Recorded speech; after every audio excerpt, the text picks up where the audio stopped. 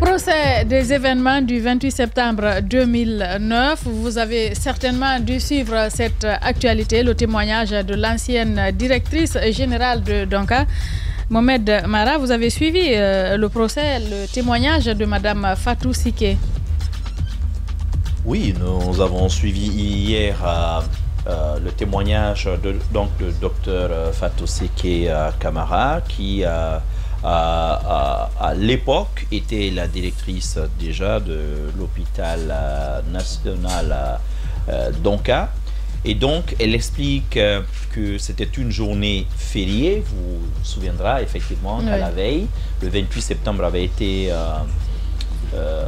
déclaré férié, chômé et payé. Et donc, elle était à son domicile à Dixine. Et donc, c'est par des voisins qu'elle va apprendre qu'il y avait problème, puisque on va lui apporter l'enfant ou le fils d'un voisin. Alors, une personne blessée, elle dit que c'est en tout cas la première personne dont on va lui parler, et donc elle va leur recommander d'aller à l'hôpital Donka. Donc, elle fait en sorte de faire prendre déjà toutes les mesures, justement, pour que la personne blessée soit soignée. Mais arrivé sur place, et en un temps record, il y avait un tel afflux de blessés, elle dit, de son expérience de médecin, qu'ils n'avaient jamais été confrontés à autant de blessés le même jour. Et donc, finalement, elle a appelé le ministre de la Santé, que vous connaissez, Dr Diaby, à l'époque, pour voir qu'est-ce qu'il fallait faire pour prendre en charge l'afflux de ces blessés-là. Donc, elle déclare, en parlant du bilan qu'il y avait eu en tout, au niveau de Donka seul, 815 blessés, dont 89 par lésion par arme à feu. 89 lésions par arme à feu, lésions par arme blanche, 14. Ça vient corroborer ce qui a toujours été dit, c'est-à-dire qu'à l'intérieur de ce stade, soit des militaires ou soit d'autres personnes, en tout cas, étaient armés d'armes blanches. D'armes blanches. Ça a toujours été dit. Est-ce que ce sont des baïonnettes, donc qui accompagnent certains fusils? Est-ce que ce sont des couteaux, des machettes? Ça, je ne saurais le dire. Malheureusement, vous savez que les enquêtes n'ont jamais été très poussées sur ces questions-là. Et donc, il y avait également par perdition, je ne sais pas ce que ça veut dire, mais 395 blessés, 4 cas de violence sexuelle. 4 cas de violence sexuelle reçus. Ça vient corroborer effectivement les cas d'agression sexuelle, de violence sexuelle. J'imagine que peut-être dans des termes... ils ont voulu peut-être faire preuve de décence en ne parlant peut-être pas en tant que médecin directement de viol ou quelque chose du genre, mais l'hôpital Donka avait reçu 4 cas de violence sexuelle enregistrés. Et là, elle le précise, le 28 septembre. Là, elle ne parle pas des jours suivants. Elle ne parle pas des jours suivants. Et donc, il y avait 3 cas de brûlure, 319 autres cas de blessures, en tout 815 cas de blessés enregistrés au compte de l'hôpital Donka, dont 77 personnes hospitalisées, 34 dépôts de corps. Ça aussi, il faut le signaler. 34 dépôts de corps dans la journée du 28 septembre. C'est très important. Combien ont été envoyés à Niastine? Il faut en tenir compte. Est-ce que finalement le bilan qu'on nous avait annoncé d'une quarantaine de décès ne peut pas être déjà contredit si dans la seule journée, Donka a reçu justement 34 corps. Donc il y avait notamment 700 blessés ambulatoires. Voilà grosso modo ce qu'elle elle a apporté hier comme lumière sur la journée du 28 septembre. Malheureusement, il est devenu très compliqué de suivre ce procès pour des raisons évidentes. Le CNRD veut que ce procès-là soit le procès de notre société, le procès qui va éveiller nos consciences, sauf que le CNRD bloque justement ce qui permet aux citoyens de suivre ce procès. Les réseaux sociaux sont bloqués, les médias sont fracassés, et puis le courant, lui, on lui a juste donné un coup de pied aux fesses parce qu'on ne le voit plus. D'ailleurs, je me demande si on aura le courant aujourd'hui, avant peut-être la nuit, puisqu'il n'y a pas match, il n'y a pas de match aujourd'hui.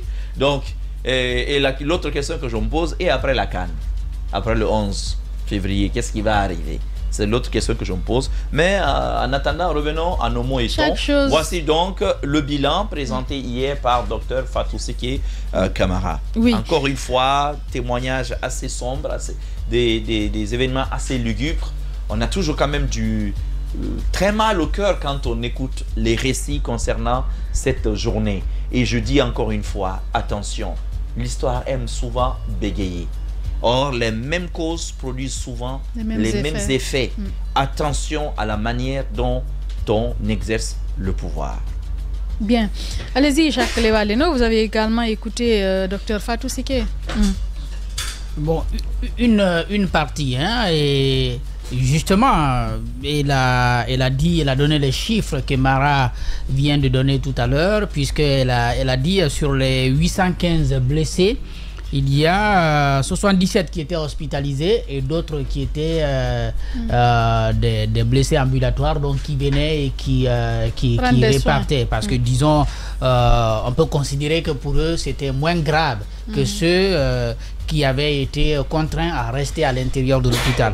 Et en plus des 34 corps reçus, je crois qu'elle avait dit qu'il y a eu 3 décès en hospitalisation.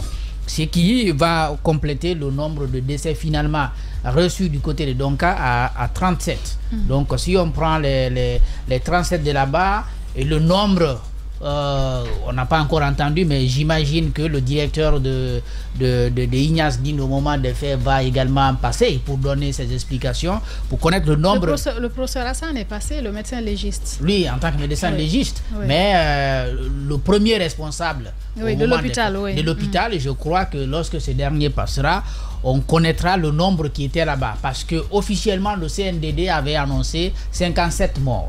Et ça, c'est sur la base des corps qui ont été reçus dans les hôpitaux. Et je crois que même lors du procès, le ministre de la Santé d'alors, Chérif Diaby, avait appuyé son commentaire sur ça. Et finalement, les témoignages disent qu'il y a eu plus que ça. Donc, les médecins et les responsables d'hôpitaux ne peuvent que parler de ceux qu'ils ont reçus dans leurs établissements.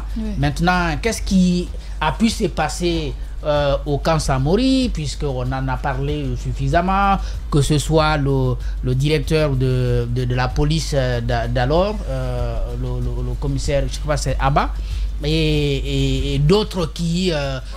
Valentin. Donc, et puis le général Baldé, il s'est pas beaucoup appuyé sur la question des corps, mais il sait tout au moins qu'il a reçu des blessés au haut commandement. Bon, à l'époque, c'était l'état-major de la gendarmerie.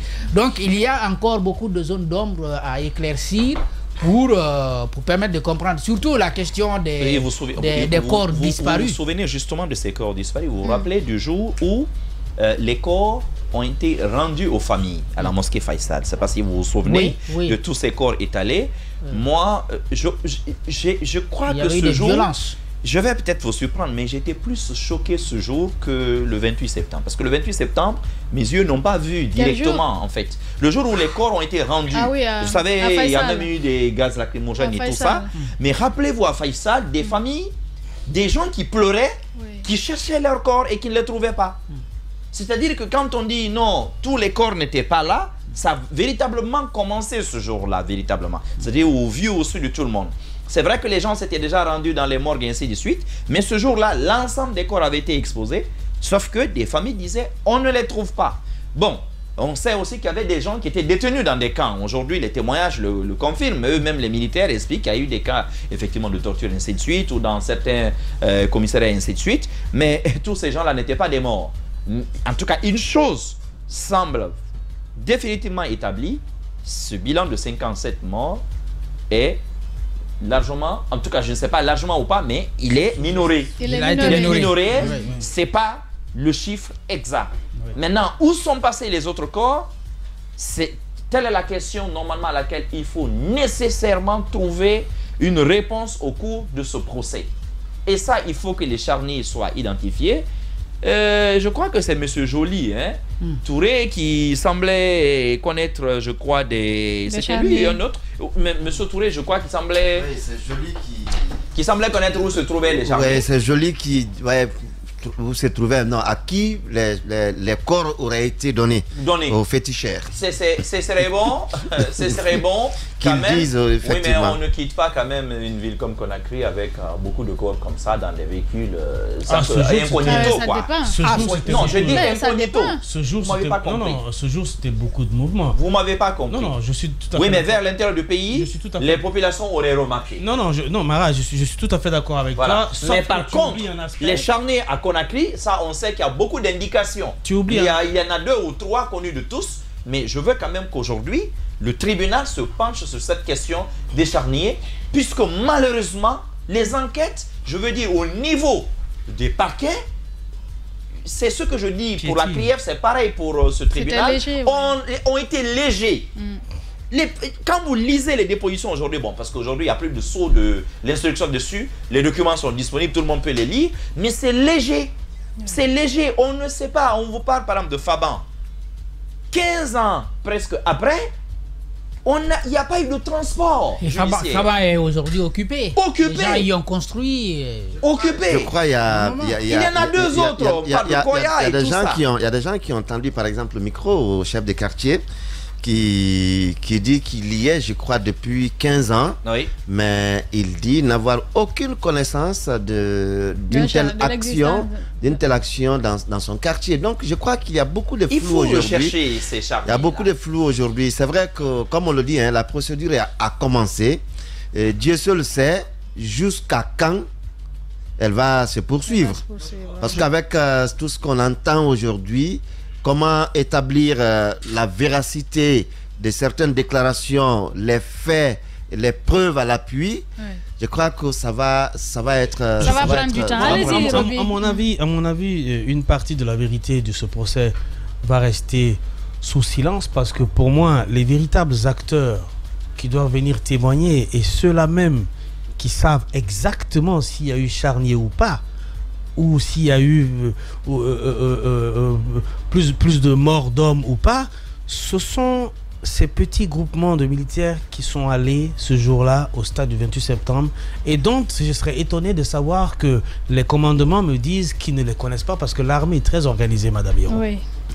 Chaque pick-up contient un certain nombre de militaires connus, identifiés, le véhicule connu, mission connue. Vous n'allez pas au hasard. Où sont partis ces gens-là? Où sont passés ces acteurs principaux du film du 28 septembre à l'intérieur du stade? Parce que toutes ces personnes qu'on est en train d'interroger, ce sont des gens qui ont soit donné des commandements, ou des gens qui étaient à l'hôpital. En tout cas, c'est le début et la fin.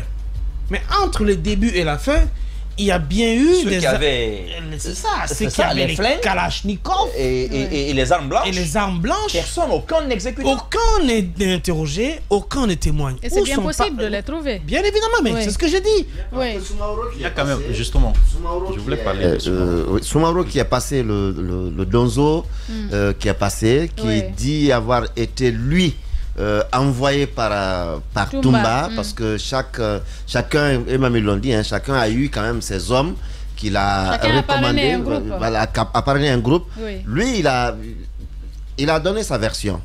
Mais est-ce que sa version est-elle la version sur laquelle il faut aujourd'hui s'appuyer?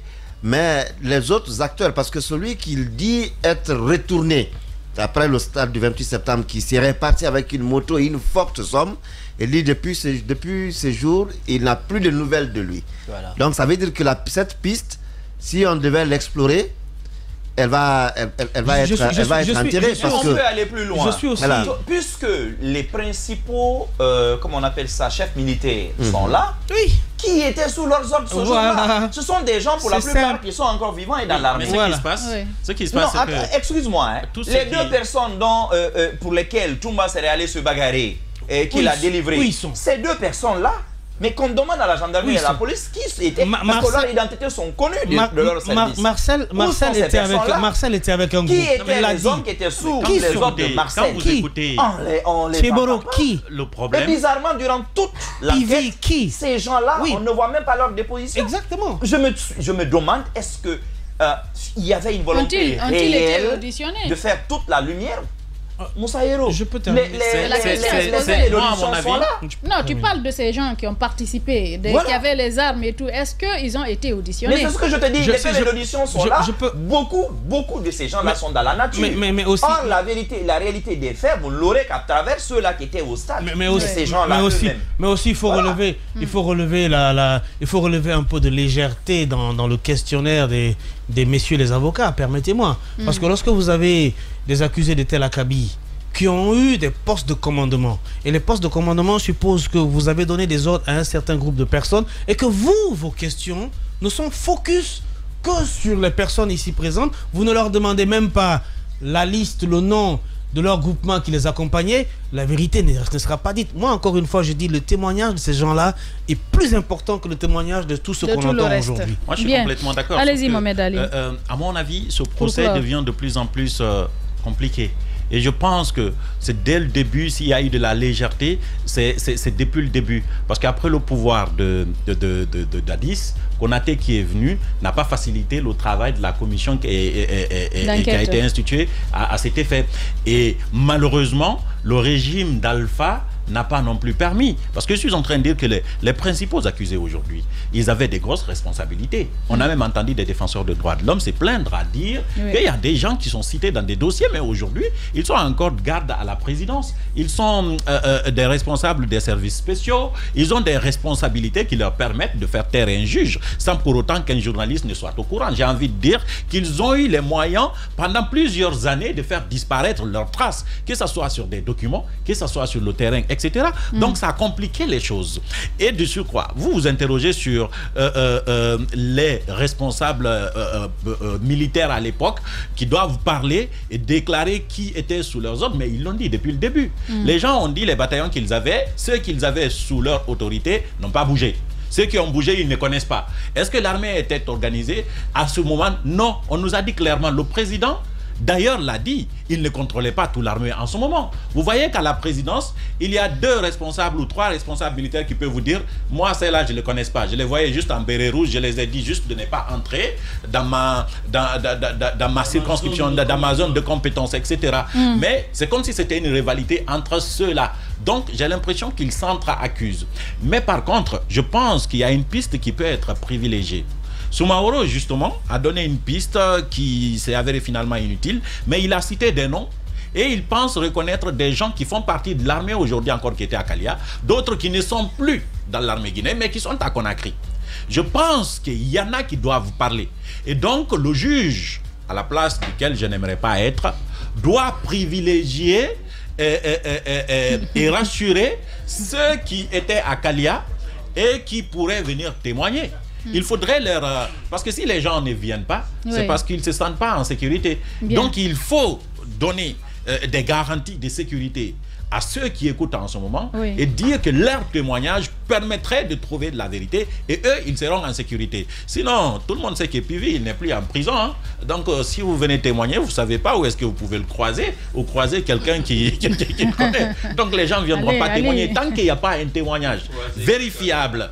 Tant que je vais terminer à ce niveau, tant qu'il n'y a pas un témoignage vérifiable de quelqu'un qui a vécu les faits, c'est-à-dire quelqu'un qui viendra dire, moi j'étais au stade, parce que après tous les témoignages, il s'est avéré quand même que le juge pourrait tirer la conclusion qu'il y a eu de meurtre par arme létale, il y a eu meurtre par arme blanche, il y a eu blessure par ces différents types d'armes. Ça quand même, on ne peut plus nier, parce que tout le monde dit cela. Mais il faudrait que quelqu'un vienne avouer avoir participé lui-même à cette tragédie au niveau du 28 septembre. C'est-à-dire quand il présentera sa tête, eh ben, il sera plus populaire que si nous étions en train de juger une affaire de football ou une affaire quelconque qui regroupe les foules, j'aurais pu être d'accord avec ce désordre.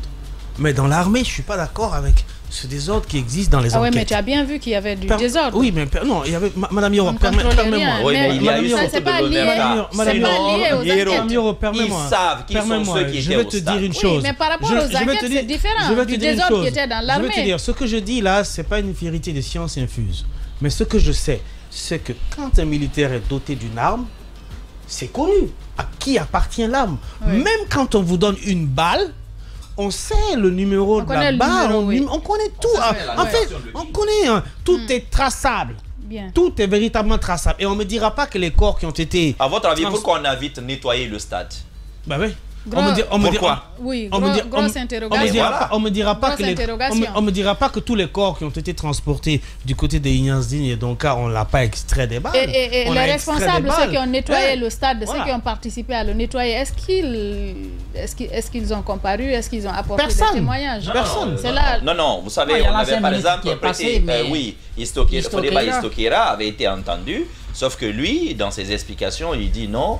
Ils sont venus, parce que le directeur du stade, dans sa déposition, Petit Soleil, dans sa déposition, affirmait, et ça a été lu là-bas à la barre, que dès le lendemain du massacre, le ministre aurait envoyé un caméraman pour prendre les images. Le caméraman s'est réparti donc avec les images, avec l'état des lieux, donc avec tout ce que vous pouvez imaginer, des chaussures, tout abandonné sur la pelouse et ainsi de suite, les traces de sang, et que 2 jours après, une équipe serait venue donc justement procéder déjà à la peinture. Vous savez, la Guinée devait jouer un match d'ailleurs.